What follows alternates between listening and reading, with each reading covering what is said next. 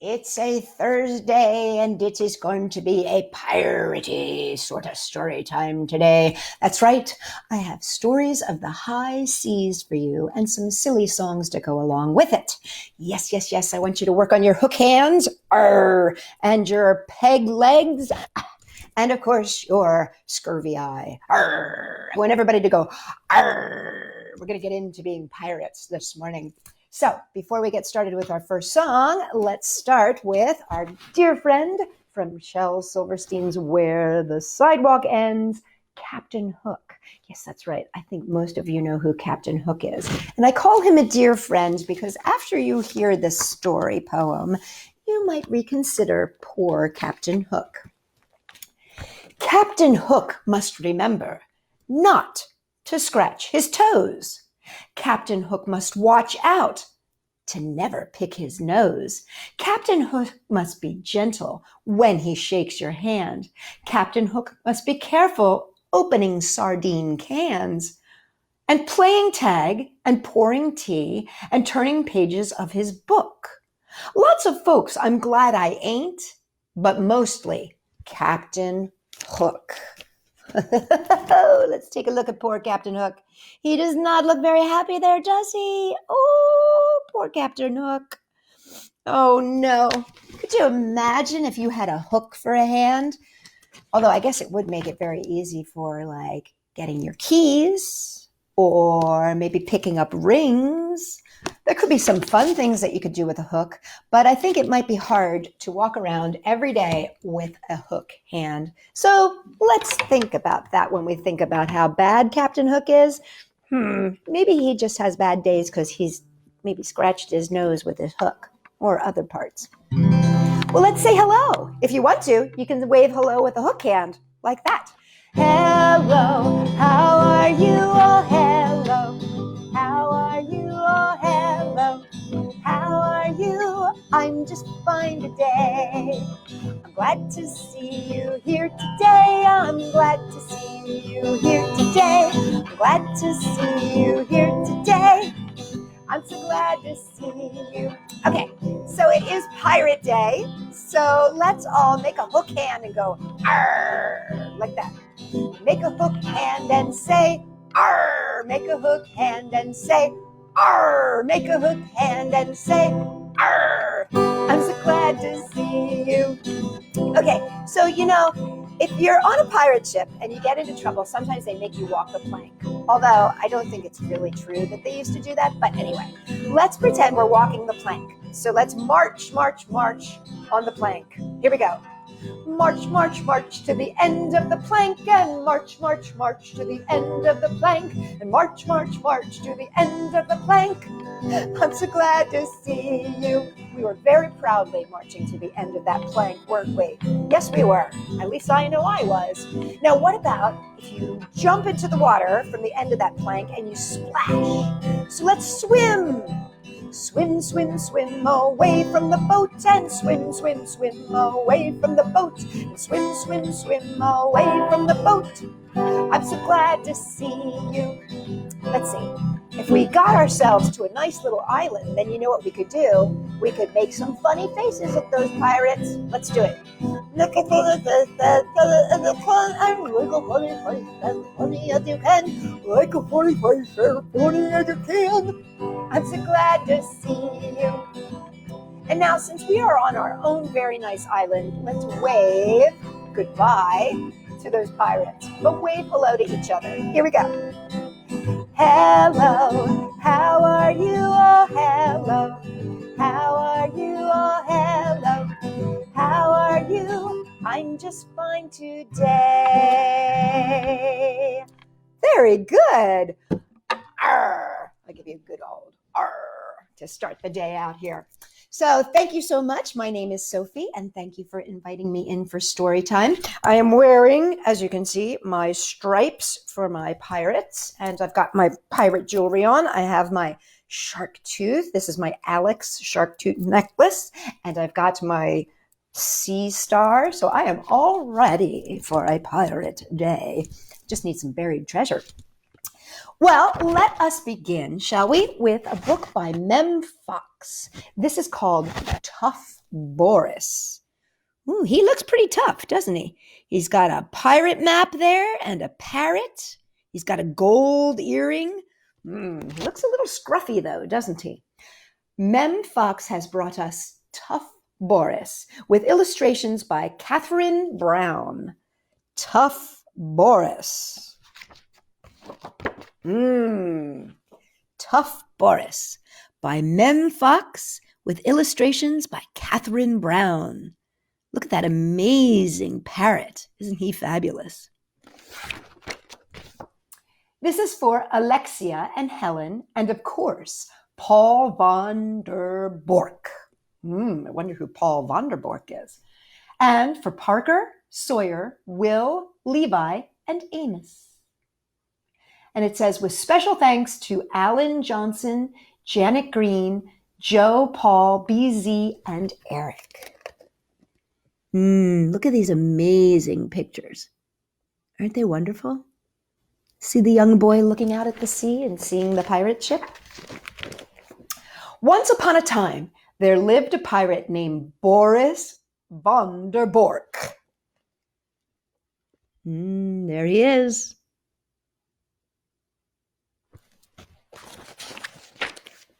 He was tough.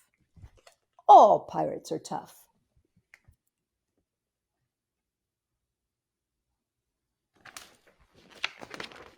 He was massive. All pirates are massive.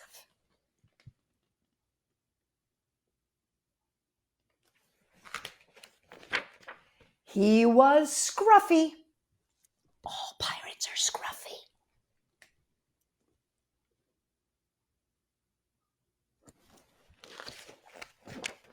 He was greedy.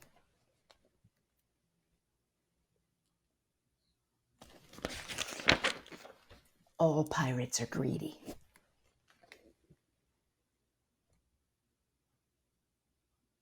Oh, can you see what's happening there? There's a little hand taking the violin. Uh-oh. He was fearless.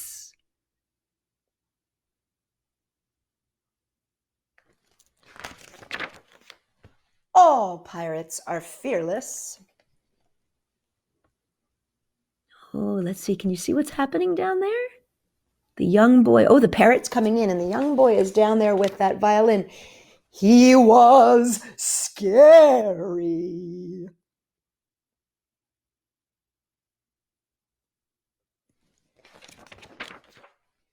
All pirates are scary. But look, they're listening to that little boy. They look very intrigued by his music. But when his parrot died,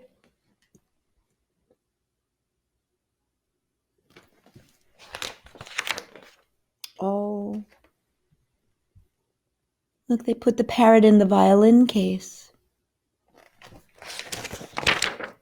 He cried and cried.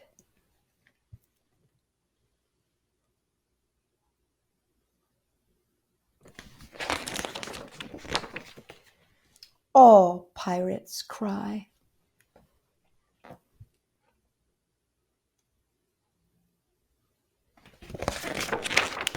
And so do I.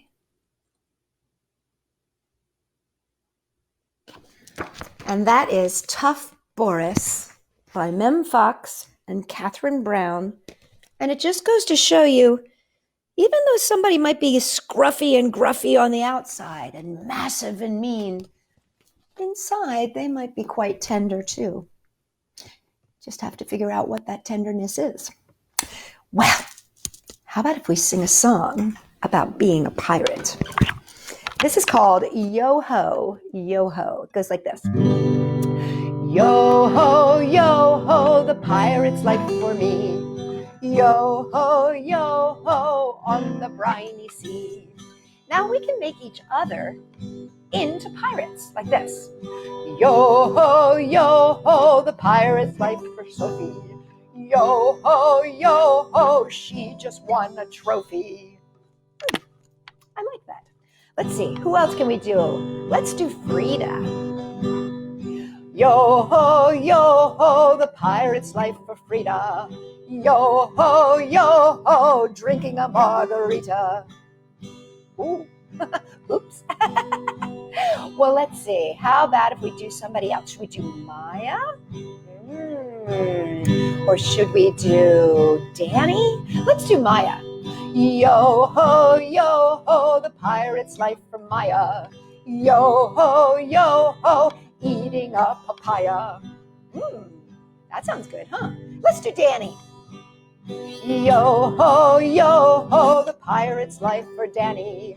Yo-ho, playing with her granny. Let's see. Who else should we do? How about Helen? Yo-ho, the pirate's life for Helen. Yo-ho, the roses she is smelling. That's better than saying her feet are smelling, huh? Let's see, who else should we do? Should we do Isabella? Let's see. Yo-ho, the pirate's life for Isabella. Yo-ho, dancing with a fella.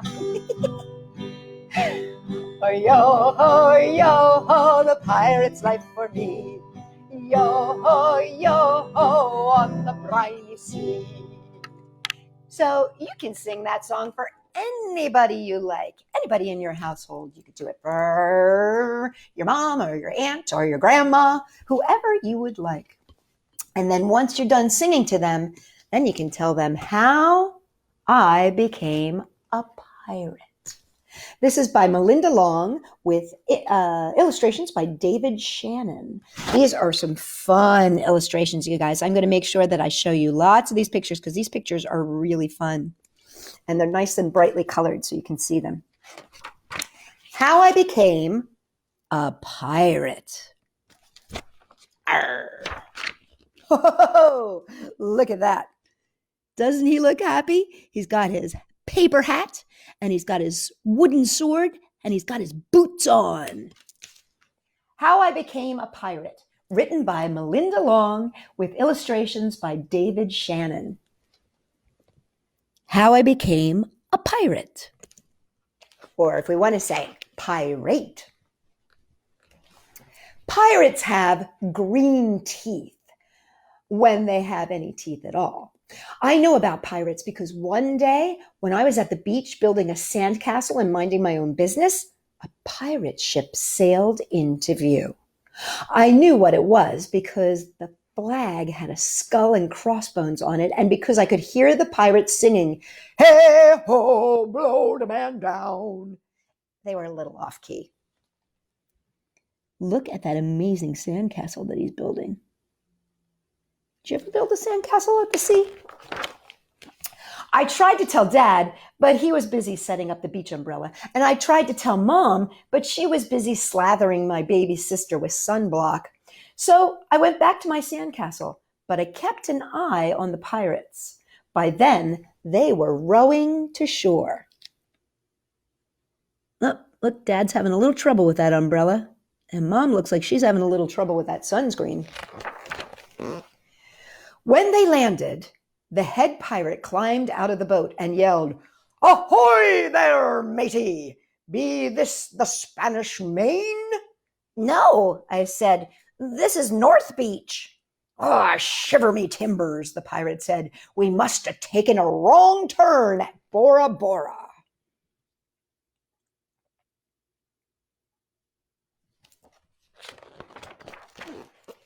He walked around my sandcastle and he looked at the moat, and then he yelled back to his crew, "He's a digger and a good one to boot." "A good one to boot," all the others agreed. "What be your name, matey?" the head pirate asked. "Jeremy Jacobs, sir," I told him.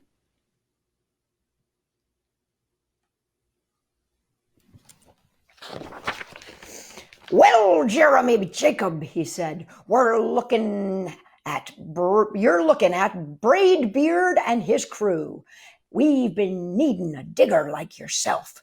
We've a chest of treasure to bury. Aye, treasure, the others shouted. You're welcome to come with us, Braid Beard told me. I didn't think Mom and Dad would mind as long as I got back in time for soccer practice the next day.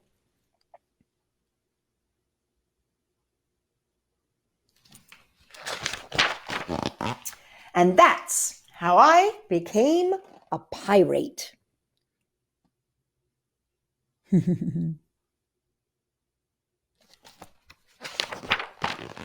As soon as we were on board, Braid Beard showed me his chest of gold and jewels. Gotta find a safe place for this treasure. It's high time we were off, he announced. We're off, we all shouted, and then we set sail.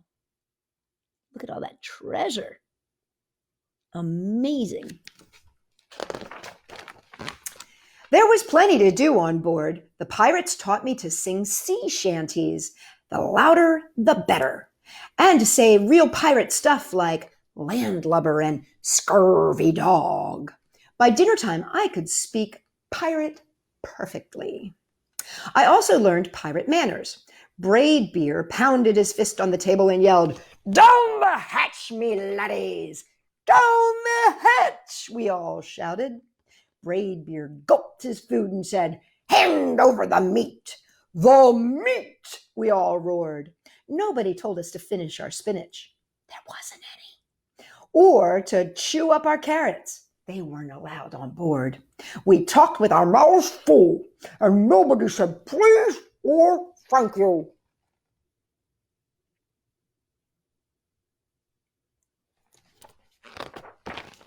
After dinner, I tried to teach the pirates to play soccer.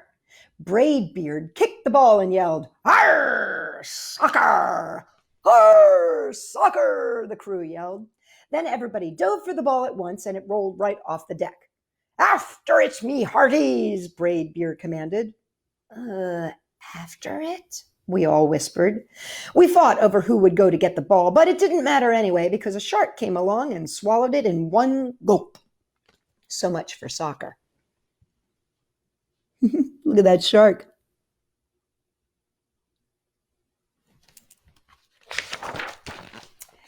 By now it was past my bedtime.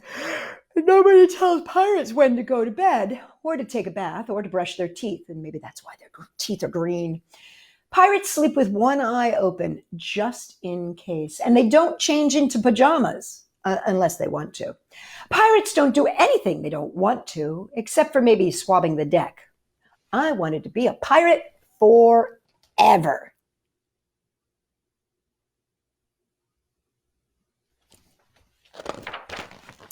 But then I found out what else they don't do. When I couldn't stay awake any longer, I asked Braid Beard to tuck me in and read me a story. Arr, tuck you in, he bellowed. Pirates don't tuck. No tucking, the crew cried. And the only thing they had to read was a map. Don't you have any books? I asked. Braid Beard looked confused. Books? I didn't even bother to ask for a goodnight kiss.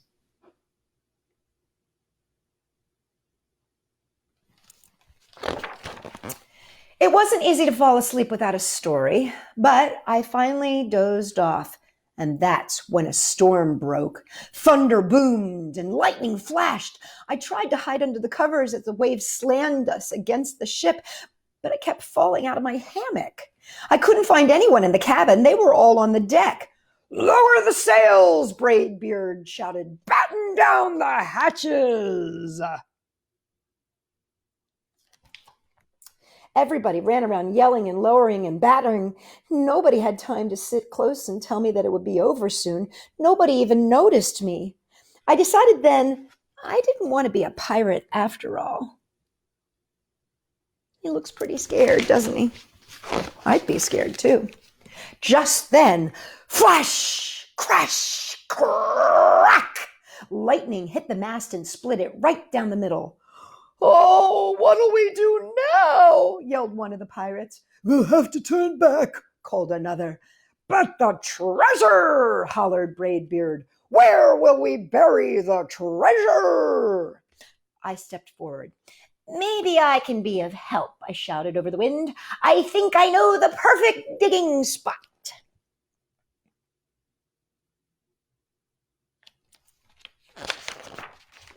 When the storm was over, we rowed back to shore and buried the chest. We drew a map so that we could find the treasure again, but I don't think I'll need it.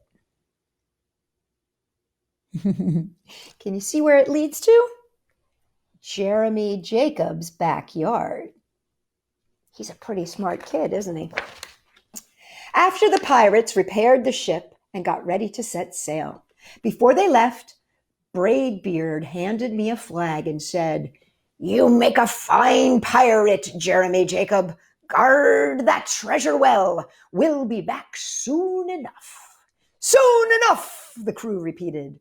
"And if you ever need us," Braidbeard added, "just run the Jolly Roger up yonder pole." "Up yonder pole," the others shouted. And maybe I will, but not today.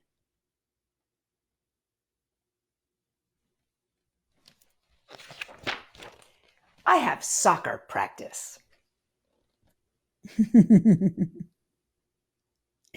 And that is the story of Jeremy Jacobs, who became a pirate. And I just want to make sure we get our thanks here. It says, "For my brother Mark, with whom I spent many hours in pretend adventures. For Gail, who loves him, and especially for Samuel Jess, the newest pirate in the family. Hoist a tankard to Adam and Lizzie. There be a lot of pirate in them too." So that was How I Became a Pirate by Melinda Long, with pictures by David Shannon. Pretty neat, huh? I like those. Well, I thought maybe we would sing a song about a bird. Now, sadly, I don't have a parrot song, but I do have a song about a kookaburra. Now, a kookaburra is a bird that lives in Australia. And when that kookaburra sings, he sounds like he's laughing. He goes, I have seen kookaburras in person, and they make very funny noises. So this song goes like this.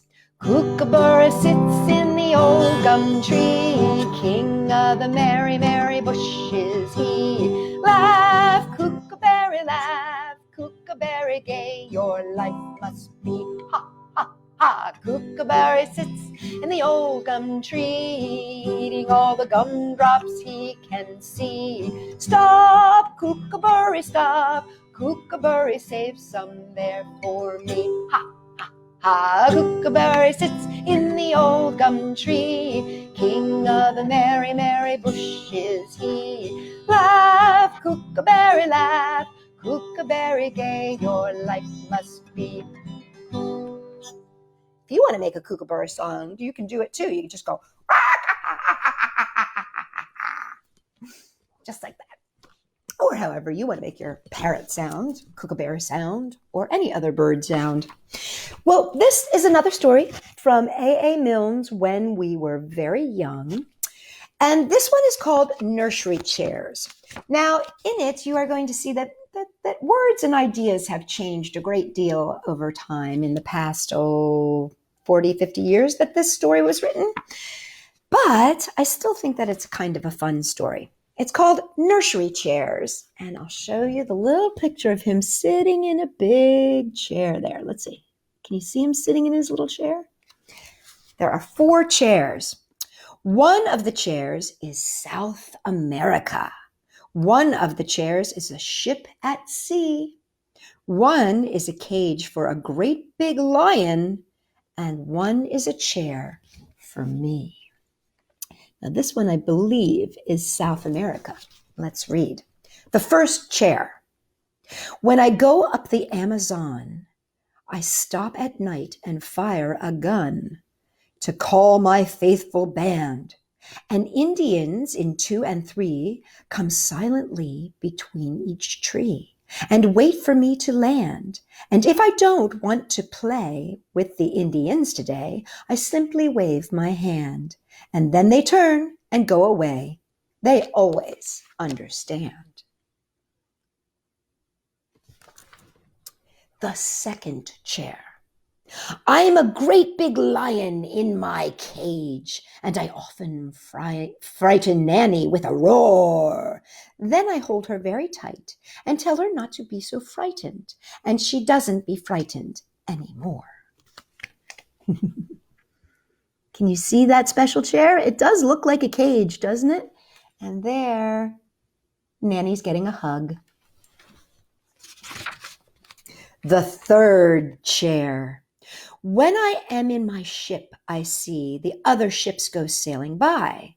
A sailor leans and calls to me as his ship goes sailing by. Across the sea he leans to me. Above the wind I hear him cry, "Is this the way to round the world?" He calls as he goes by. That chair certainly looks like a ship, doesn't it? He has a very good imagination. The fourth chair. Whenever I sit in a high chair for breakfast or dinner or tea, I try to pretend that it's my chair and that I am a baby of 3. Shall I go off to South America? Shall I put out my ship to sea? Or get in my cage and be lions and tigers? Or shall I be only me? See, there he is, sitting at the table in his high chair. And that is the story of the nursery chairs. Interesting how words and ideas change over time, isn't it? Well, everybody, I will be back tomorrow with more songs and stories for Friday. And in the meantime, if you want to check out my website, www.sophie-world.com, I have lots of games and stories and ideas and crafts and all kinds of fun stuff to do. But now it is time to say goodbye. So let's say goodbye, Allison. Goodbye, Katana. Goodbye, Bella. I'll see you all next time. Goodbye, Ollie. Goodbye, Allie. Goodbye, Maya. I'll see you all next time. Goodbye, Danny. Goodbye, Helen. Goodbye, Isabella. I'll see you all next time. Goodbye, Maya. Goodbye, JC.